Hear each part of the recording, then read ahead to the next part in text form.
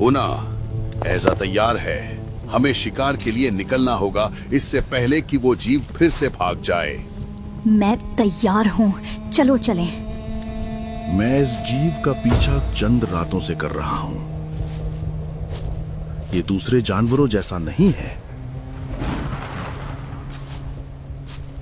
उसे देखते ही मेरे पैरों तले जमीन निकल गई। मुझसे लंबा, मुझसे चौड़ा, मुझसे शांत। अगर मैंने उसे पत्थर मारकर डराया ना होता तो पता नहीं वो क्या कर देता। ये वही जगह है जहां मैंने उसे देखा था।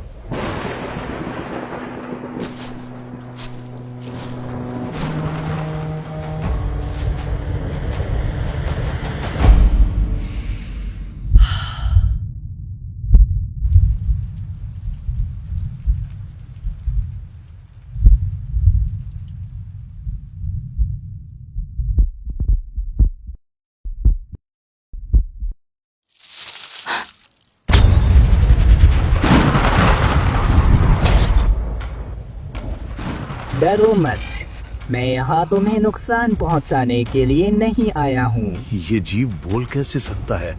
तुम्हारा कबीला खतरे में है, मैं मदद कर सकता हूँ।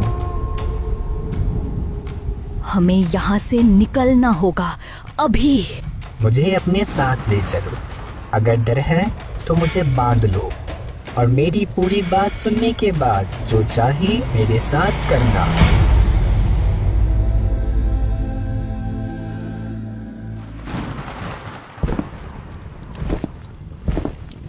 चलो जीव, बोलो। मुझे कई नाम दिए गए हैं, जीव उनमें से एक नहीं है, क्योंकि मैं पैदा नहीं हुआ, मुझे बनाया गया है। बनाया गया है? एक औजार की तरह, मेरे इस धनुष की तरह? एक तरह से हाँ, लेकिन मेरी बनावट उससे कहीं ज्यादा पेचीदा है। इसका कोई मतलब नहीं बनता। तुम कोई औजार नहीं हो, तुम धातु के बने एक जीव हो। तुम्हें बनाया कैसे जा सकता है? आखिर तुम्हें किसने बनाया? तुमने, या कम से कम तुम्हारे जैसे लोगों ने। मुझे हजारों साल पहले बनाया गया था, तुम्हारे पूर्वजों ने बनाया था। मुझे तुम्हें दिखाने दो। हजारों साल पहले तुम्हारे पूर्वज तुम्हारी ही तरह रहते थे।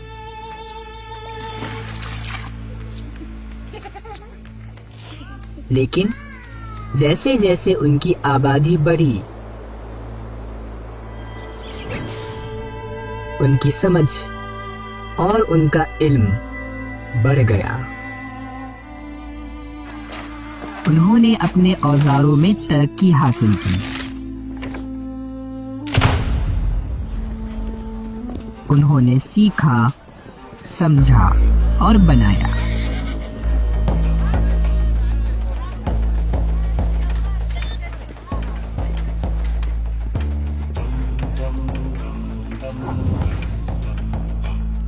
उनके औजार बड़े, ताकतवर और शानदार होते गए।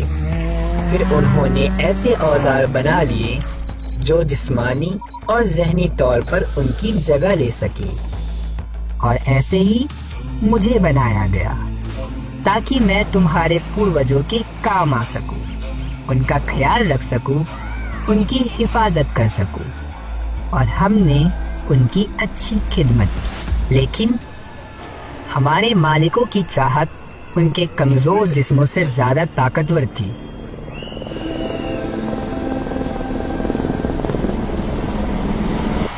इन सभी चीजों को बनाने में नई बीमारियों को जन्म दिया, लेकिन इसका हम पे कोई असर नहीं हुआ, क्योंकि हम तुम्हारी तरह जिंदा नहीं हैं, कमजोर नहीं हैं, ना ही हम खत्म होते हैं।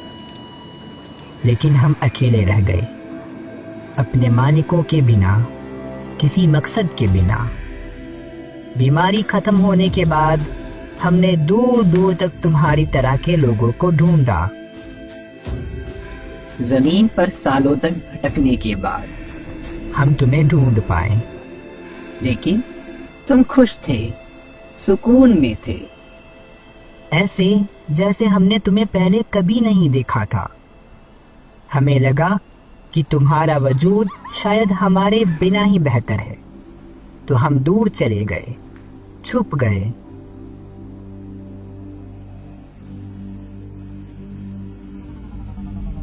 अंधेरे में खो गए। मैं अब तुम्हारे पास आया हूँ क्योंकि तुम खतरे में हो। कैसा खतरा? अगर तुम अपने गांव के तौर तरीके नहीं बदलोगे तो सब खत्म हो जाओगे। ऐसा क्या है हमारे तरीकों में? बहुत कुछ।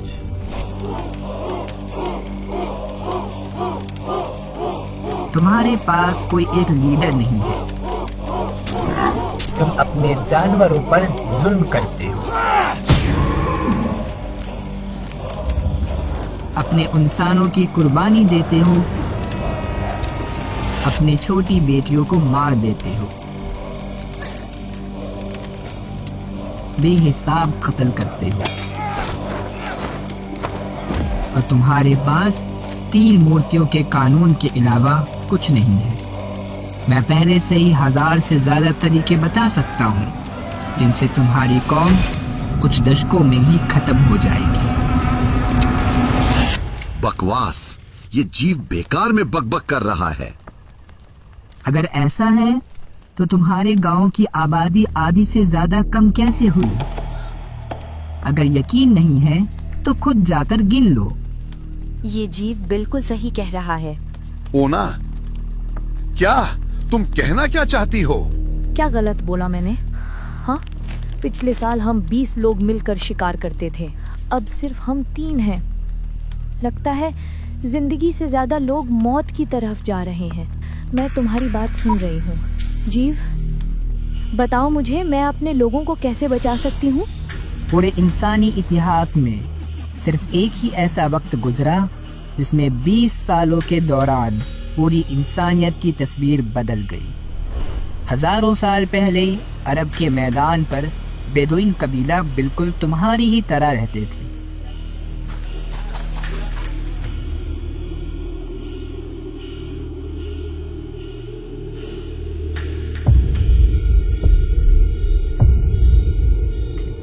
तुम्हारी तरीकों पर। क्या हुआ उनके साथ? उन्हें बचाया गया मोहम्मद के जरिए सल्लल्लाहु अलैहि वसल्लम, जिन्होंने उन्हें इस्लाम सिखाया, अरब का मजहब। इसका हमसे क्या लेना देना है? देखो, मोहम्मद इंसानियत के लिए यकीन, सल्लल्लाहु अलैहि वसल्लम, कानून,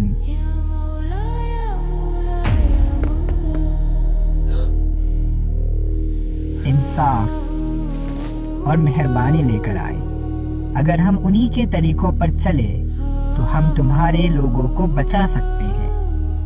बड़ी बड़ी बातें हैं जी, पर इसे बदलने के लिए क्या कदम उठाना होगा? पहला कदम है यकीन, एक खुदा पर ईमान। अभी तुम्हारे लोग अलग अलग खुदाओं की इबादत करते हैं। बारो जंग का खुदा, बिया संतान की देवी, फैफ दौलत का खुदा। अलग अलग खुदा यानी परेशानी की वजह, दंगे, फसाद। तुम्हें अपने लोगों को एक यकीन पर जोड़ना होगा, जैसे मोहम्मद ने अपने लोगों के लिए किया। सल्लल्लाहु अलैहि इस्लाम का खुदा अल्लाह। मैं एक बयान लिखूंगा जो उन्होंने इस्लाम की तरफ दावत देने के लिए दिया था। वो बयान तुम अपने गांव वालों के सामने दोगे। जबरदस्त। जीव की बातें सुनी तो और भी जल्दी मर जाएंगे। चलो, मैं तुम्हें दिखाता हूँ कि तुम्हारे खुदा असल में कहाँ से आए हैं।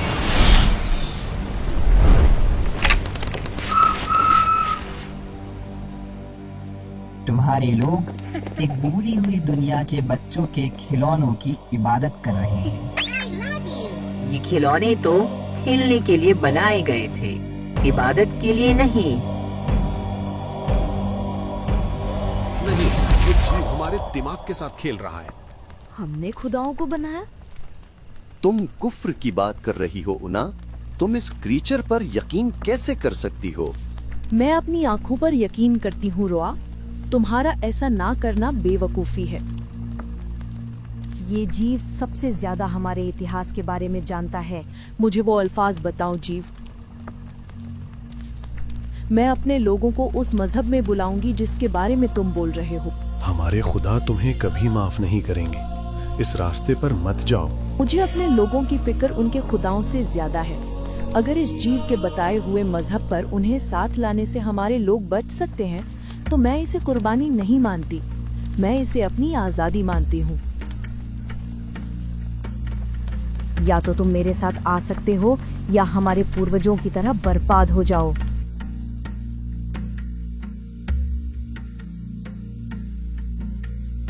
मतलब अब तो मौत पक्की है। हो माँ के लोगों, मेरी बात ध्यान से सुनो। मैं तुम पर आने वाले खतरे के बारे में कभी झूठ नहीं बोलूंगी। इन मूर्तियों के खुदा भूली हुई दुनिया के सिर्फ खिलौने हैं। मैं तुम्हें सच्चे खुदा की इबादत करने के लिए बुला रहा हूँ, जिन्होंने हम सबको सदियों पहले बनाया था। मैं अल्लाह की बात कर रहा हूँ, वो अकेले खुदा जो इबादत के काबिल है, वो जिसके बराबर कोई नहीं, जो हमें दिखाई नहीं देता, जो हमेशा जिंदा है। हमारे सभी कामों का सबसे बड़ा जज है। तुम्हारे आने वाली चीजों से तुम्हें कोई नहीं बचा सकता। ना तुम्हारी बहन, ना तुम्हारा भाई, ना तुम्हारे पिता। अब सिर्फ तुम्हारे अमल ही तुम्हें बचा सकते हैं। तो इन झूठे खुदाओं को छोड़ दो और अपना ईमान अल्लाह की तरफ मोड़ दो। इस कुफ्र के लिए तुम मरोगे।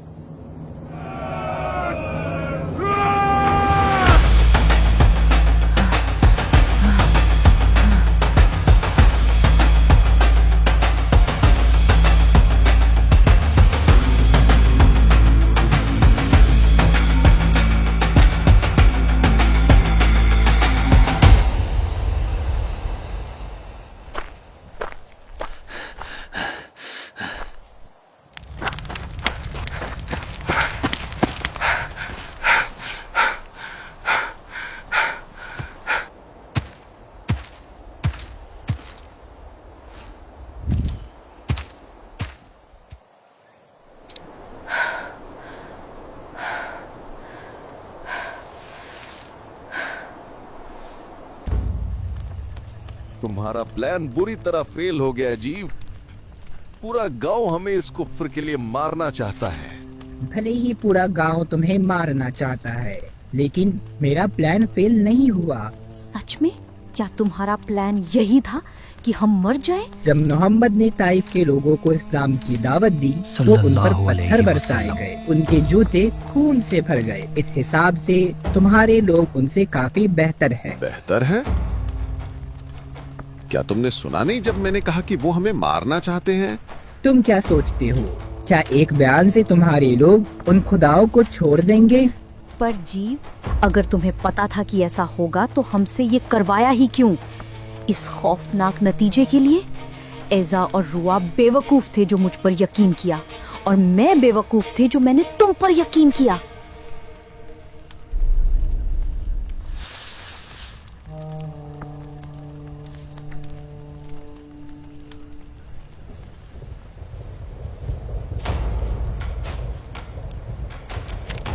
ओह, आराम से। मैं यहाँ हमला करने नहीं आई हूँ। सही वक्त नहीं है सुला।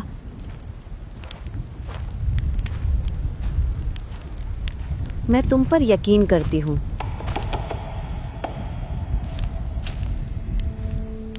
क्या? तुम्हारी बहुत सारी बातें मुझे ठीक लगी, पर मैं और जानना चाहती हूँ।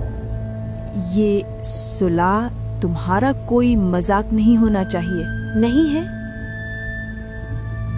मेरे पिता ने मुझे हमेशा बताया था, बहुत सालों पहले हमारे पूर्वज ही थे जिन्होंने पुरानी दुनिया की एक बिल्डिंग में खुदाओं को ढूंढा था। वो बस जमीन पर पड़े थे, भूले हुए थे, बिल्कुल कमजोर।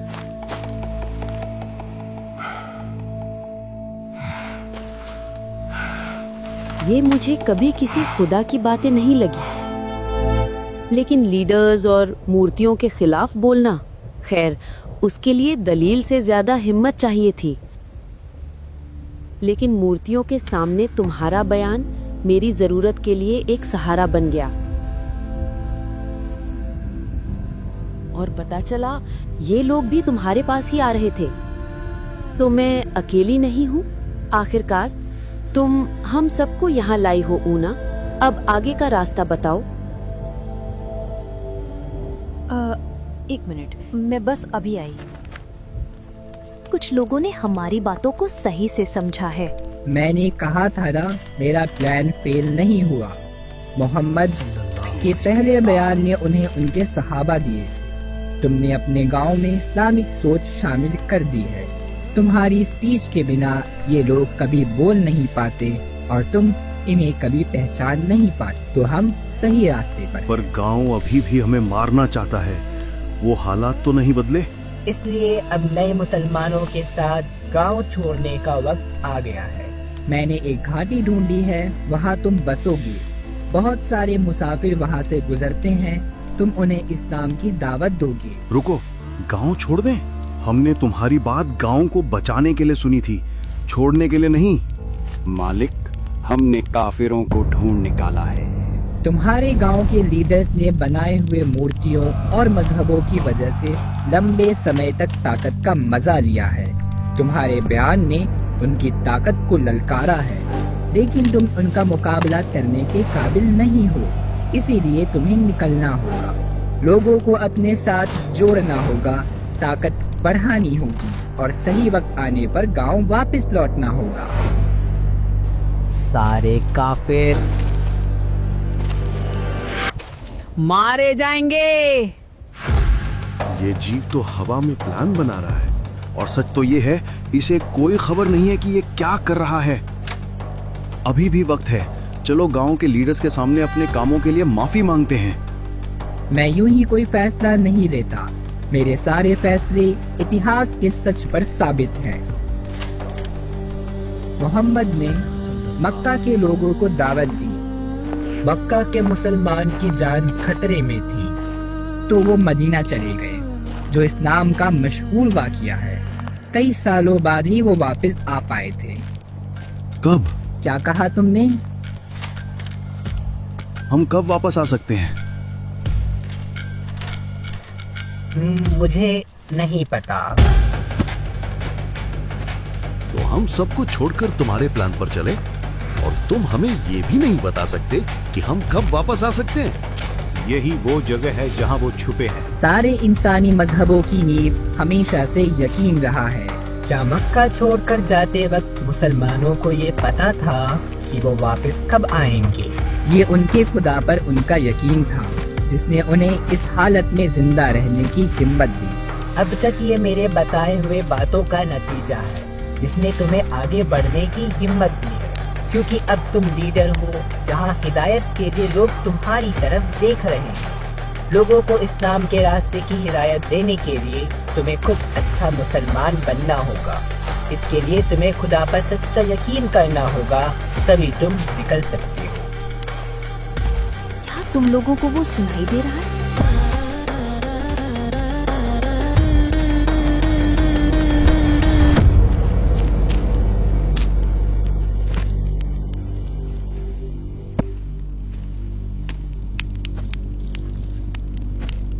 कहाँ है वो लोग?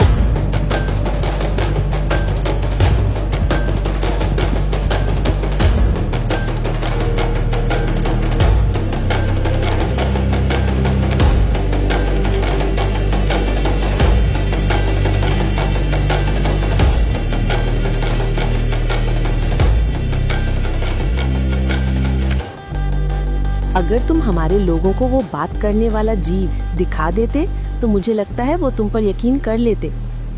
वो उन खिलौनों के बजाय उस जीव की इबादत शुरू कर देते।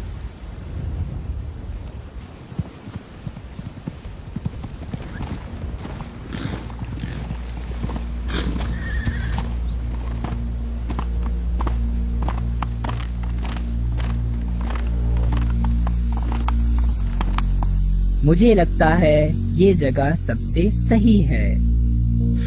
या मौला, या मौला, या मौला, या मौला, या मौला, या मौला।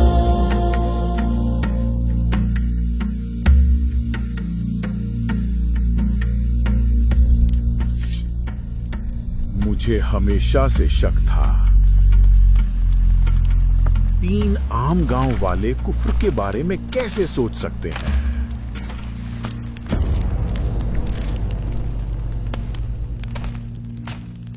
अब सब समझ में आया।